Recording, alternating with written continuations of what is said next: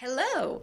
So today I want to talk to you about something that's really important, and that's school. Now, I know when you're a kid, school doesn't seem like it's important, and whenever we have a snow day or a good reason to miss school, it's like really exciting, and we always think about wouldn't it be cool if we didn't have to go to school? Well, the kids in Guatemala are not going to school. And what do you think about that?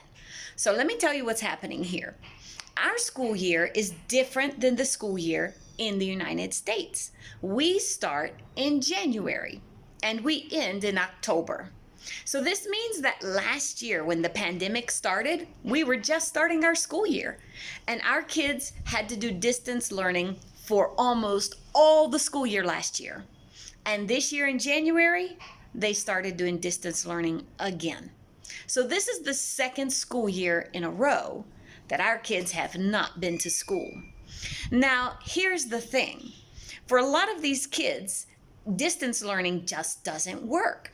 I want you to imagine for a moment that your teacher has sent to you on a WhatsApp message or a text message, a list of instructions, a stack of paper like this thick of instructions that you need to read and follow all on your own and turn it in all on your own.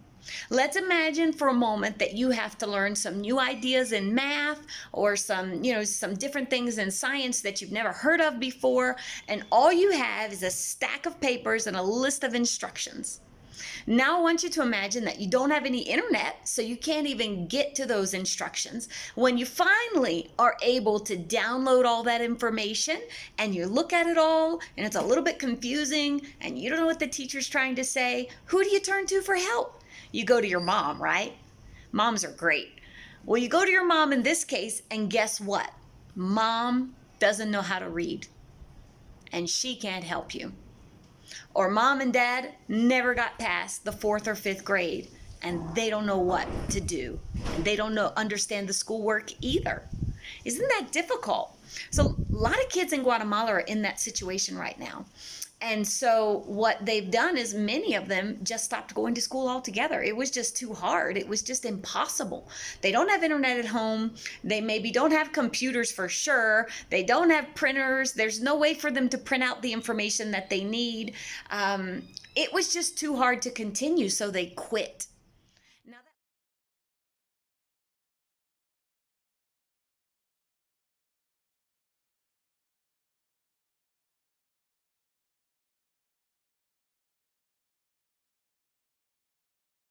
and many of these kids, what they've done is they've gone to work. They're not at home playing video games. They're not hanging out at a friend's house.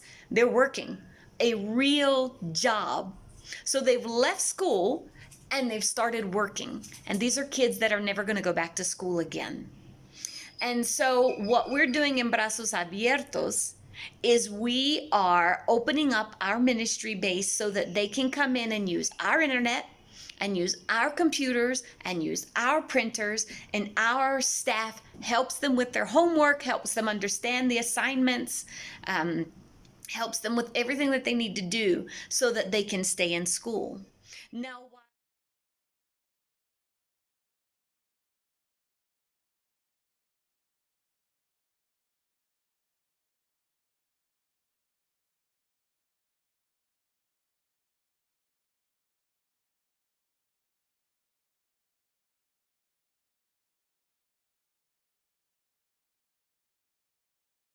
in school.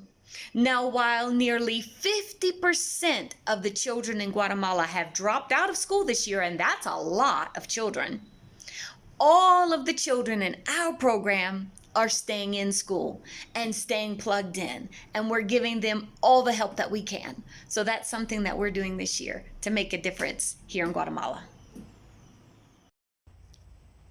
Here we have an example of two students that have come and they're using the internet here. They've brought their own device and they're using the internet to get the information that they need to get their schoolwork done. So we have been allowing the families to come in and use our space, our internet, and when necessary, our computers and printers to make sure that they are staying on top of their studies.